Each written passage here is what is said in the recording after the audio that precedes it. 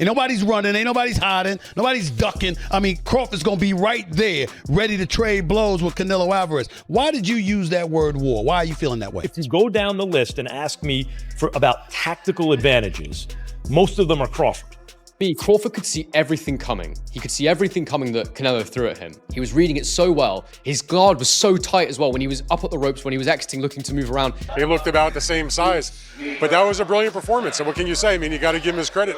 He created a lot of history. He dreamt this fight. He willed it to happen. A lot of people, not me, but a lot of people laughed at him, said, forget about it, no chance against a bigger guy like that. Stephen A. Smith had a strong reaction to Canelo Alvarez falling to Terence Crawford. He said Crawford had been chasing this opportunity for years in order to cement his place among boxing's all-time greats. In Smith's view, Crawford delivered when the spotlight was at its brightest, capturing the title and stepping into the spotlight that once belonged to Canelo. He stressed that this victory was far more than a regular win. It was a career-defining achievement. Division world champion out of Omaha, Nebraska. He's undefeated, 41-0 with 31 KOs, and he begged for this fight. He wanted Canelo bad because to him, it's all about legacy. I'm not speculating. I'm telling you what I know. And how would I know? It's because I interviewed him. Yesterday, we sat down. Here is my conversation with the one and only Terence Crawford challenging Saul Canelo Alvarez, moving up 2 weight divisions to do it. Max Kellerman shared the belief that Crawford's victory was a landmark moment in his career. Analyzing Canelo Alvarez's defeat, Kellerman pointed out the difficulty of taking on a skilled and dangerous rival while dealing with major physical disadvantages. He explained that elite fighters who truly trust their abilities are willing to face the toughest tests regardless of size, strength, or speed. According to Kellerman, Crawford displayed that mentality throughout his career, noting that few opponents were eager to challenge him. In his assessment, Crawford reinforced his standing among boxing's elite by stepping up and succeeding in that demanding matchup. Giving up having to jump up 2 more weight classes and fight a guy who might put him in a dogfight, a real one, for the first time in his career. When we get put in that position, we go find opposition to make that happen. You understand me? So when we go looking for the opposition, we're not concerned about how big they are, how fast they are, how strong they are. We feel like we got enough that we can bring to the table with anybody. That night I fought John Ruiz, I didn't care who was over there. Whoever they brought out that locker room was going to get it. You understand me? That's just what it was. And I think Bud kind of has that feeling. Now, Bud, you got to remember, has been around for a long time. Nobody called him out. You understand me? All the time Floyd came at the boxing, Floyd never said, I want Bud Crawford. No one ever said his name. Hey, all I know is one thing. Israel Mazrimov, he didn't get it. He barely lost. Yeah, but I was just saying, but nobody called his name. Shakur Stevenson has never hidden his respect for Terence Crawford, and that respect only grew following Crawford's victory over Canelo Alvarez. Stevenson said Crawford backed up every claim he made before the bout and demonstrated exactly why he is regarded so highly in boxing. He revealed that he has looked up to Crawford since the beginning of his professional journey, learning from his approach, mindset, and work ethic.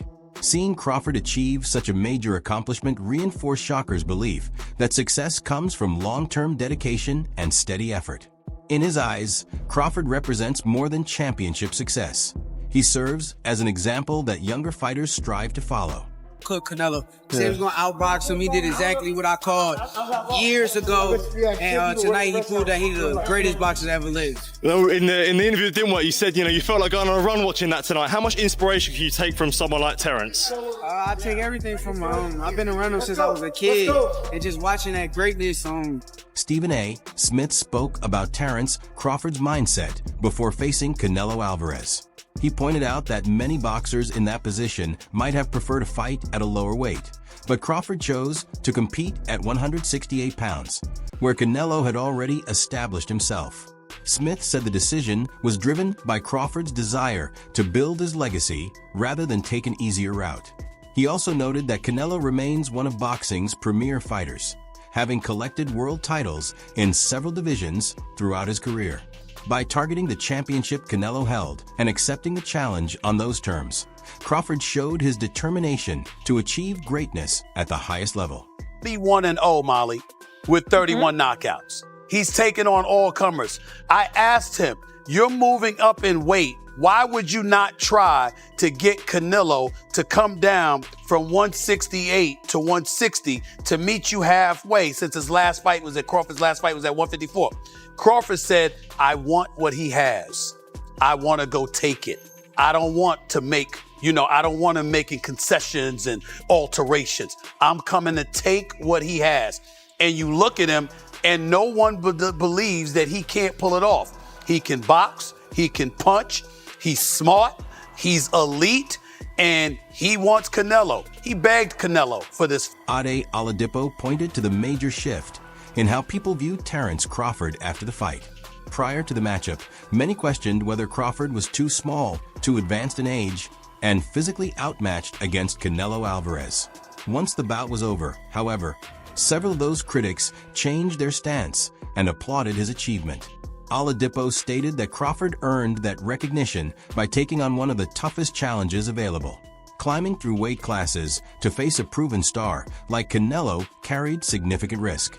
With a convincing victory, Crawford showed that ability, preparation, and determination matter more than concerns about size or age. Did it again a few hours ago against Canelo. And what makes it even special or more special for Crawford is that he did it jumping up, as we know, a couple of weight classes. He did it against one of an all-time or another fellow all-time great, and he did it against someone who was undisputed and still a pound-for-pound top 10 guy. That's what Crawford did, people.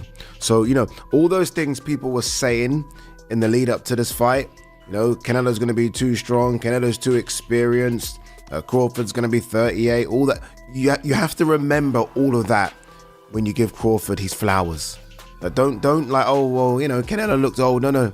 I don't want to hear any of that. I've started to see a few people on Twitter start to kind of sort of find excuses already. No. Remember everything you said, because Crawford deserves all of that. All of that. Crawford was incredible. Honestly, in the pocket, he was at times showing Canelo, no, I'm stronger than you. I'm going to bully you. Oh, you think you're going to get me in the clinch because you're Mr. 168? No, look at the size of me. I'm jacked as well. I'm swole. And he was moving Canelo around. So by doing that, he got his respect. He didn't switch to orthodox once, stayed in the southpaw stance because he realized early, oh, Canelo don't like this. Canelo does not like this southpaw stance. Canelo's tripping over himself. I'm going to stay here. I'm not going to switch it. No, I like this work. I'm going to stay here. On the ropes, it's like, okay, come in. Because when you come in, I've got that as well. And I can hurt you as well. Spinning off the ropes. His jab was fantastic. They put up the jab numbers. He was out jabbing Canelo like, it was almost like 10-1. Maybe even 20-1. It was fantastic. And when he needed to land those power shots, he was landing those power shots. It was an incredible performance. The weight concept analyst challenged the idea that Canelo Alvarez lost because he was no longer at his best. He noted that Terence Crawford is actually the older fighter, making age a weak explanation for the result. He also emphasized that Canelo entered the contest with advantages in size, strength, and experience at the weight. Even with those factors in his favor, Crawford came away with the victory. According to the analyst, the outcome reflected Crawford's exceptional performance rather than any decline from Canelo. By addressing those arguments, he underscored the significance of a win that was earned against difficult odds and carried major historical importance. Height, more fundamentally sound. While Canelo, even when he was able to get to range, which wasn't a lot, it wasn't often, he was having a hard time landing clean because everything was super wide and out here and to the body out there. And Crawford would either circle out to that same side, to Canelo's lead hand side. He would circle away because Canelo would step straight to Crawford and chase him and not necessarily cut him off. And even when he threw that hook, I was looking for the hook from Canelo, right hand as he stepped through, right? Corral with the lead hand, bang the right hand because you're fighting a southpaw. So yeah, your jab may not be as effective in landing and managing distance and all those things, even though for Terence it kind of was. For Canelo, I was expecting a lot more of that right hand down the middle and over the top, and him jabbing his way, feint jab right hand, and then that lead hook that I thought he would be able to corral Crawford, because Crawford did want to move away from Canelo. He did. He wanted to move away from that power hand. Smart to do. Canelo never took that extra step to step outside of Crawford's lead foot. Again, that orthodox southpaw matchup. It's always going to be a battle of that lead foot. He never took that next step to get outside of that lead foot and then step through Crawford, step to his left where Crawford was going and land his right hand. He just felt like he was falling off to his right with his right hand, and once he fell off to his right after he threw the right hand, there was no follow-ups because he was off balance and Crawford was out the gate and circling back to reset the action. This was a masterful display from Terence Crawford. And again, I looked at this fight, and I don't want to do the thing where I said, oh, Canelo's washed, he's over the top, he's old. Terence Crawford's older than Canelo. Is he as weathered as far as fights are concerned? No. But you can only do one thing when talking about this fight, and that is give credit to Terence Crawford. If you want to say Canelo looked old, that's fine. That's on you. I'm not going to say. Carl Froch, the former world champion, discussed the adjustments Terence Crawford made as the fight progressed. Froch observed that after the 6th and 7th rounds, Crawford recognized the need to take command and increase the pressure. He pointed to the jab as a key factor, helping Crawford disrupt Canelo Alvarez's timing and push him into a more defensive position. Froch commended Crawford's ring awareness and ability to identify the right moment to change tactics. Instead of allowing the contest to remain even, Crawford made the necessary adjustments and began dictating the action. Punches on the back foot, sort of dictating the pace. And then after about round 6 or 7, Canelo Alvarez knew, 1 second. I need a little freshener. Canelo knew he had to step on the gas. He knew he needed to put the fight on its front foot and take it to Terence Crawford and start to try and catch him and bang him on. And when he headbutted Crawford, I thought that could be the start of it. A little bit of a nut, get that down. Yeah, I don't know if there was a cut, but the referee stopped and had a look, and I thought now Canelo's going to step on the gas. And he did that. He stepped on the gas, he started getting in close, and he started landing a few more shots than he was in the previous rounds, but it wasn't enough. Terence Crawford was able to catch and counter. He was landing a sneaky uppercut from the southpaw stance. He was dominating behind his jab, and then when Canelo stuck it on him, he was dominating up close in the pocket. He was beating him at his own game. Canelo Alvarez must have been fuming in there. He must have thought to himself, what can I do? He couldn't do anything. He needed to pick up the pace, put the pressure on, and sustain the attacks. And I don't want to take anything away from Terence Crawford, but Canelo Alvarez couldn't do that. He couldn't do it for long enough.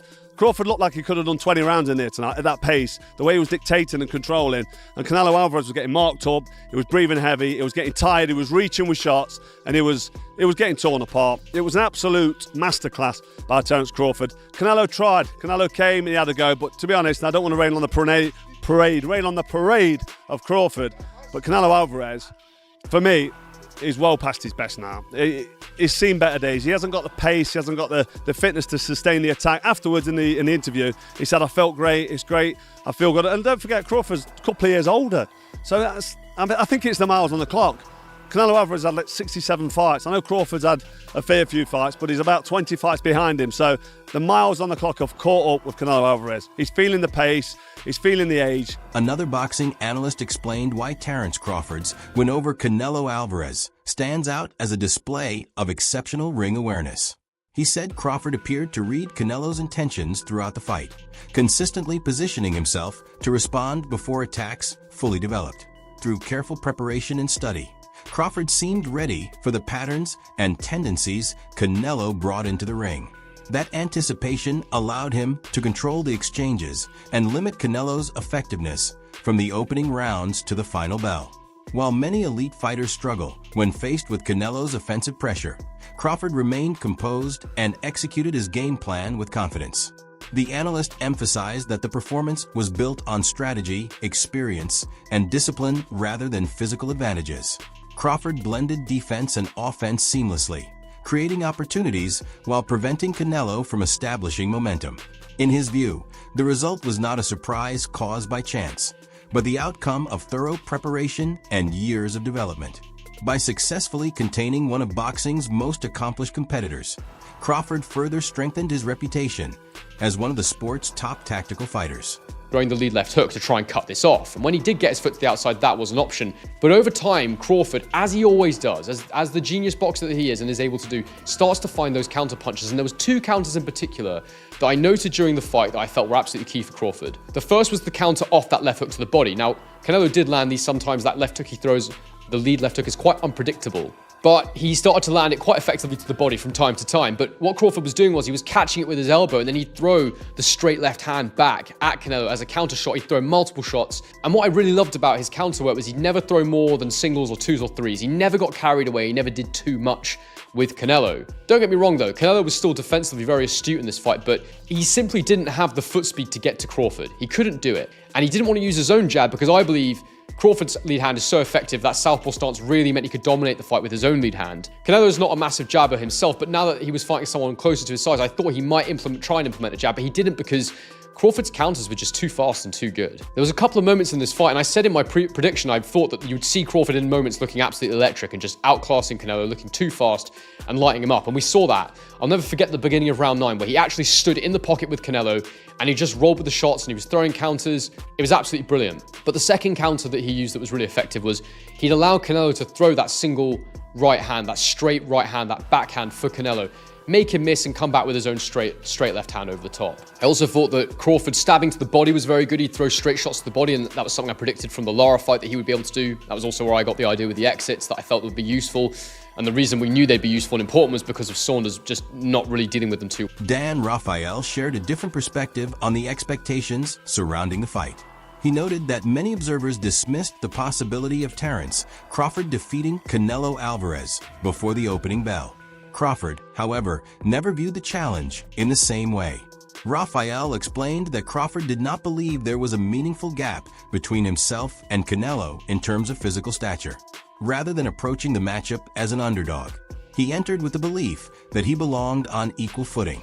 Rafael suggested that this mindset played a major role in the outcome. By trusting his abilities and refusing to adopt the doubts expressed by others, Crawford gave himself the opportunity to achieve what many thought could not be done and change perceptions of what was possible. Where he really started to back the supposed bigger guy up, although for me, they looked about the same size. But that was a brilliant performance, and what can you say? I mean, you got to give him his credit. He created a lot of history. He dreamt this fight. He willed it to happen. A lot of people, not me, but a lot of people laughed at him and said, forget about it, no chance against a bigger guy like that. But he showed his greatness. He spoke about looking to back up Canelo in the fight, as you mentioned there, before it took place. How much of a surprise was it, though, just to see how comfortable he felt doing so? I think it took him a little while to figure out that, you know what, he doesn't hit as hard as some people were saying, and that I can get in and out, and I'm going to be able to stalk him and walk him down a little bit. And he had Canelo extremely frustrated. And so I guess I was a little surprised he was able to do it, especially in those last couple of rounds. But he definitely was the guy that was going forward and back in. I mean, I've been watching Canelo for his entire career as a known fighter. This is my 24th Canelo Alvarez fight in person. I can't say that against anybody, including big punchers like Triple G and Kovalev and people like that saw him get forced back. That's not normal for a fight with Canelo Alvarez. Dan, given your time covering Canelo Alvarez and those defeats that he's had in his career, but Bivol tonight amongst other kind of contentious decisions, how much is this one going to hurt? Because there's always been those question marks for the last few years. Is he on the decline?